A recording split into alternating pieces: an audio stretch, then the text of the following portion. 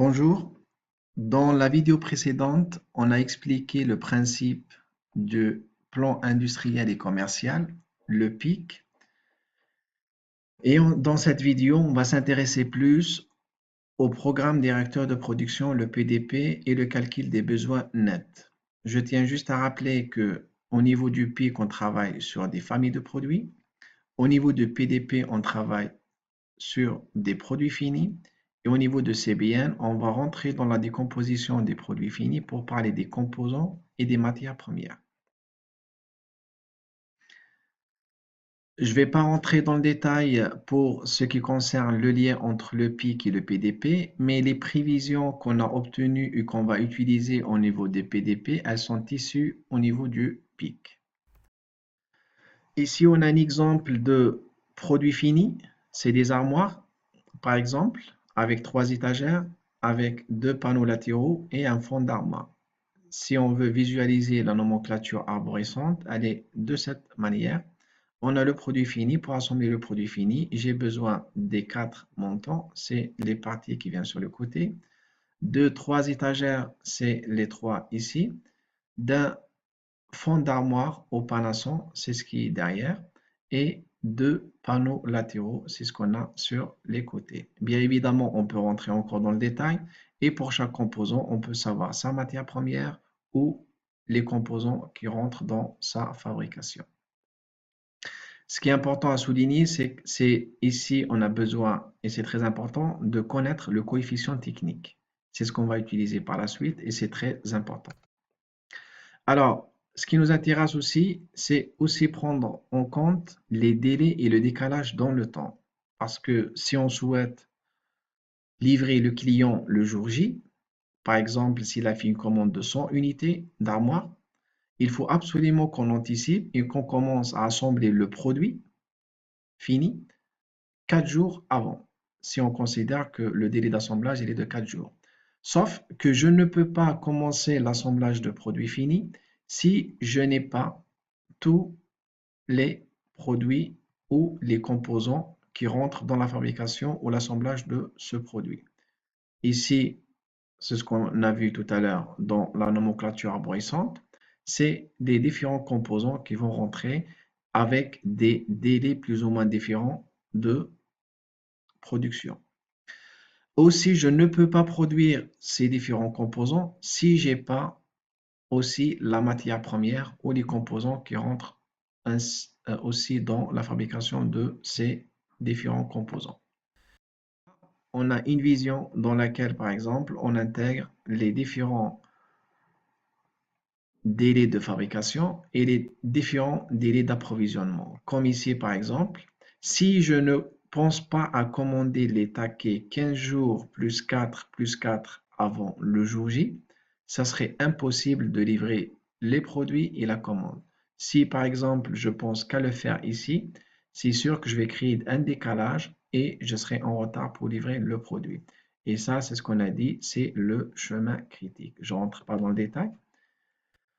Ensuite, ce qui est important également à souligner avant de rentrer dans le détail du PDP et de CBN, c'est la différence entre un besoin brut et un besoin net. Et là, si on prend l'exemple d'une entreprise qui fabrique des vélos, et si on a une commande des clients, par exemple, de 100 vélos, ça, on considère que c'est le besoin brut. Le besoin brut, il peut être des commandes ou des prévisions. Maintenant, si on prend en compte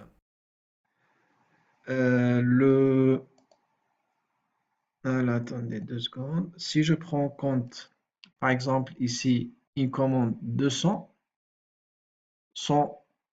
vélos qui est commandé par les clients, ça, c'est le besoin brut. Ensuite, quand on prend en compte le stock et les encours, admettons par exemple, j'ai 10 unités qui sont déjà en stock, là, j'obtiens le besoin net. Et là, du coup, je ne vais pas pouvoir fabriquer 100, mais je vais essayer de fabriquer 100 moins les 10. Mon besoin net ici, il est de 90. Pareil, si je rentre dans le détail maintenant de la décomposition des vélos, et quand je regarde la nomenclature, pour chaque vélo, par exemple, j'ai besoin de 2 roues. Juste à titre d'exemple, si on considère que les deux roues sont de la même forme et de la même taille, et c'est deux produits similaires.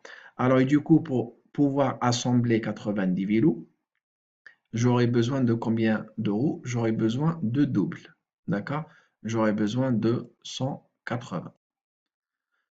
Alors, je ne vais pas fabriquer tout de suite les 180 parce qu'on considère que c'est le besoin brut. Et du coup, je vais regarder d'abord avec la fabrication ou le stock.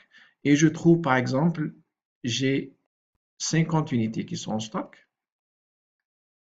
Et j'ai également 50 unités qui sont en cours de fabrication. Et du coup, mon besoin net, il sera de 180 moins les 50 qui sont déjà en stock, moins les 50 qui sont déjà en cours de fabrication. Et du coup, mon besoin net, il est uniquement de 80 unités. Pareil, pour fabriquer chaque roue ou pour assembler chaque roue, j'aurai besoin par exemple des pneus. Pour chaque roue, j'aurai besoin de un pneu. Et là, du coup, mon besoin brut, il est de 80. Si je regarde le stock et je trouve que j'en ai déjà, par exemple, 20 unités en stock, il y en a encore 10 qui sont en cours de fabrication, mon besoin net, il est uniquement de 80 moins les 20 moins les 10, il est de 50 unités. Et là, je peux encore entrer dans le détail. Si, par exemple, pour fabriquer des pneus, j'aurais besoin d'une matière première, d'accord? Et pour fabriquer des pneus, par exemple, j'aurais besoin de 1 kg de caoutchouc. Je simplifie. Maintenant, pour fabriquer 50 pneus, j'aurais besoin, avec une règle de 3, j'aurais besoin de 5 kg. De la même manière, je vérifie dans le stock, par exemple, j'ai 2 kg qui sont déjà dans mon stock. Alors, qu'est-ce qui reste? Il reste juste à commander 3 kg chez mes fournisseurs. Et là, on l'a pris en compte, on est descendu dans les différents niveaux en partant de produits finis, des prévisions et des commandes de mes clients jusqu'à la matière première. Maintenant, on va s'intéresser justement aux règles de lotissement avant de rentrer dans le détail du calcul PDP et CVR. Et là, on constate qu'on a dans les entreprises différentes stratégies. Il y a par exemple la stratégie lot pour lot. Et ici, j'ai le droit de commander le besoin exact. Ça veut dire quoi? Si mon besoin net est d'une unité, dans cette stratégie égale, j'ai le droit de commander exactement mon besoin une unité.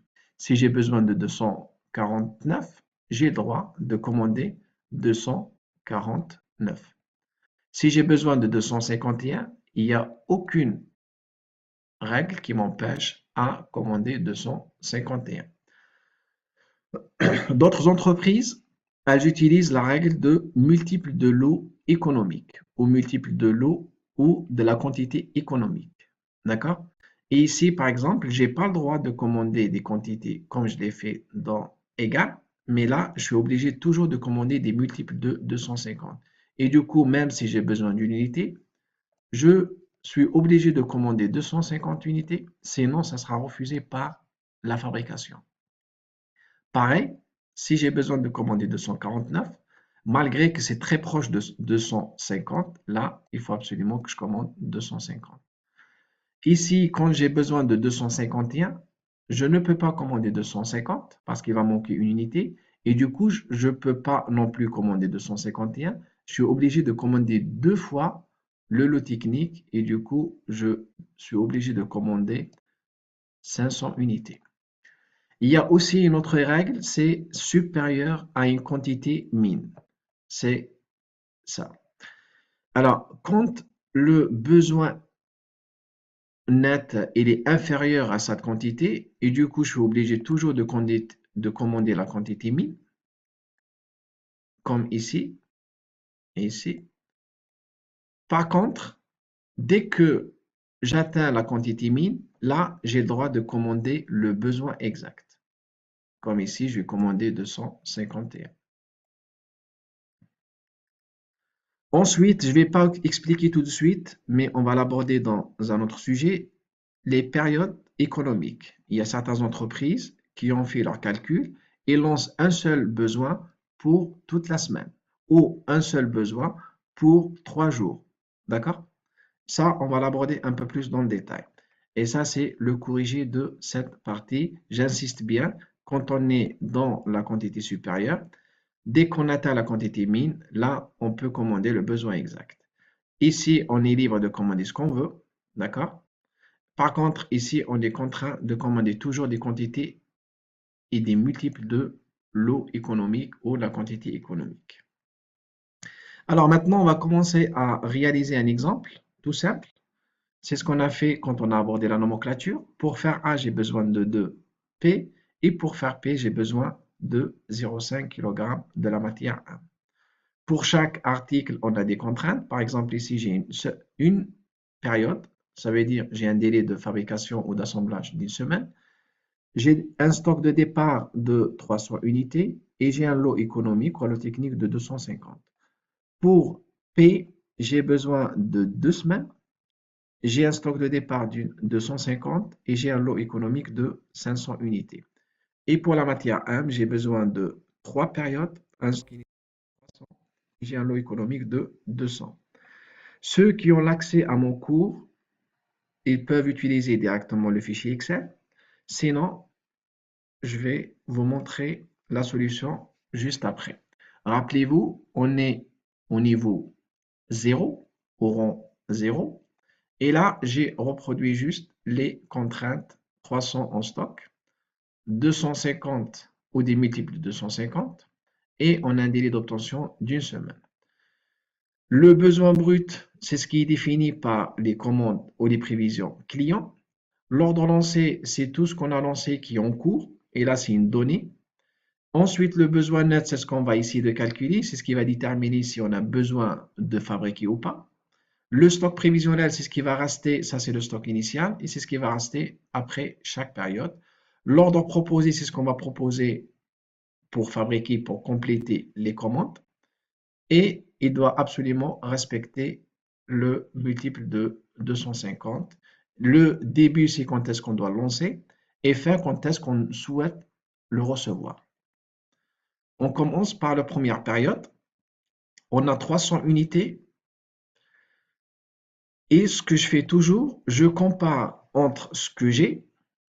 Cela veut dire quoi? Moi, je démarre la période 1, j'ai le stock prévisionnel. Pour l'instant, on ne va pas prendre en compte le stock sécurité, je vous l'expliquerai ultérieurement.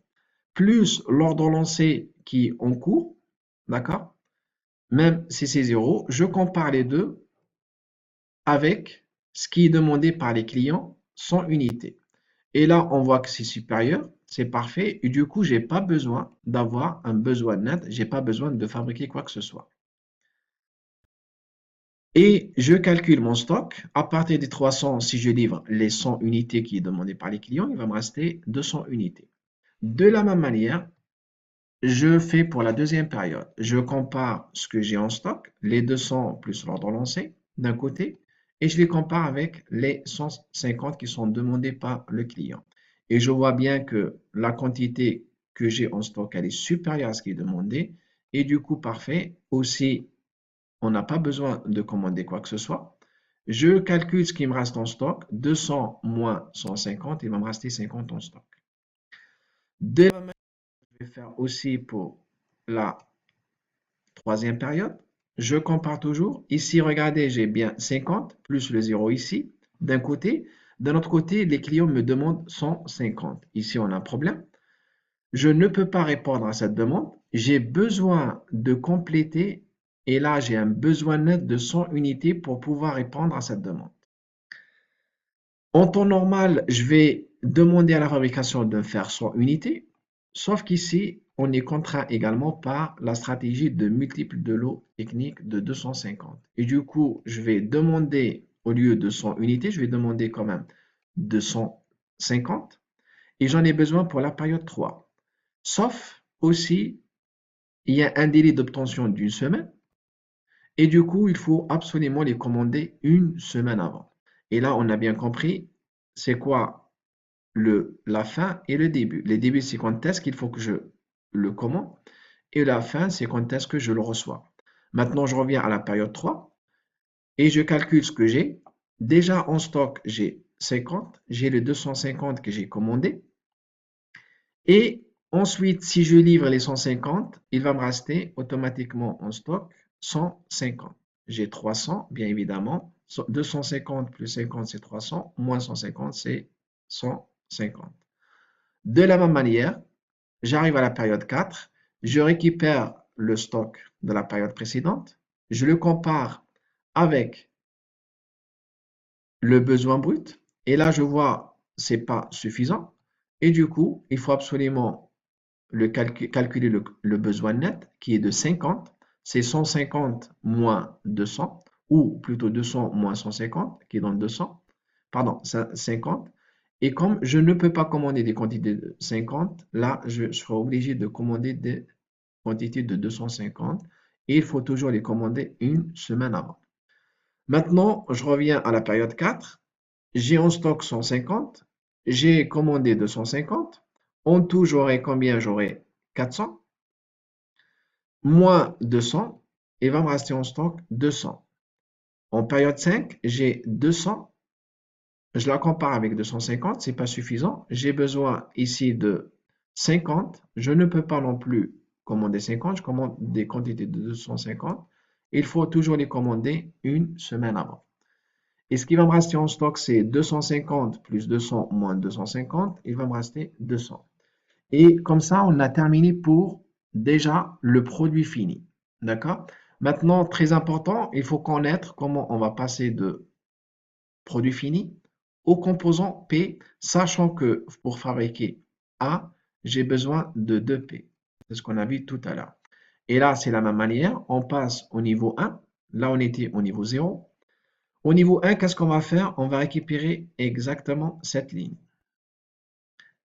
L'ordre proposé début. Et c'est ce qui va déterminer, pour fabriquer tout ce qui est demandé par les clients, on a pris en compte le stock, les délais, ainsi de suite. Et là, je trouve que j'ai besoin de démarrer la fabrication de 250 de A, la période 2. Sauf, rappelez-vous, je ne peux pas démarrer la fabrication de 250 de A si je n'ai pas le composant P. Et pour fabriquer 1A, j'ai besoin de 2P. Pour fabriquer 250, j'aurai besoin de double. Ça veut dire quoi? Je vais prendre cette ligne et je vais la multiplier par 2. Et là, c'est le besoin brut de P qu'on a obtenu à partir de l'ordre proposé début de A. Et on a multiplié par 2 parce que et ici, on trouve bien qu'il y a un coefficient de 2. Ensuite, regardez ici, on a un ordre de 500. C'est un ordre lancé. C'est une quantité qu'on avait lancée qui était en cours de fabrication. Elle sera disponible dans cette période. Pareil, on démarre le calcul. On a 150 au départ. Ici, pour la période 1, on n'a aucun besoin. Et du coup, le besoin net il est de 0. Il va me rester en stock 150. En période 2, j'ai 150 plus, attention, les 500 que j'ai reçus ici comme ordre lancé. En tout, j'ai 650 moins les 500 ici, et du coup, il n'y a aucun besoin. Il va me rester en stock 150. En période 3, j'ai d'un côté 150 et j'ai besoin de livrer le client ici, c'est A, 500 unités. Ce n'est pas suffisant. Il y a un besoin de 350 unités. Pour avoir ces 350 unités, il faut que je commande. Et ici, je ne peux pas commander que des quantités de multiples de 500. C'est pour cela, ici, je commande 500. Il faut les commander 2 périodes avant. D'accord? Dans la période 3, je reviens, j'ai 500 plus les 150, moins les 500 qui sont demandés. Attention, parce que certains étudiants, ils font moins 350. Ça, c'est faux. Le besoin net, il a permis juste de calculer la quantité dont j'aurai besoin. Je répète, j'ai 150 plus 500 unités, moins les 500 que je vais livrer au produit A. Et là, il va me rester 150. En période 4, j'ai 150 et j'ai besoin de 500 unités. Pareil, j'ai un besoin net de 350.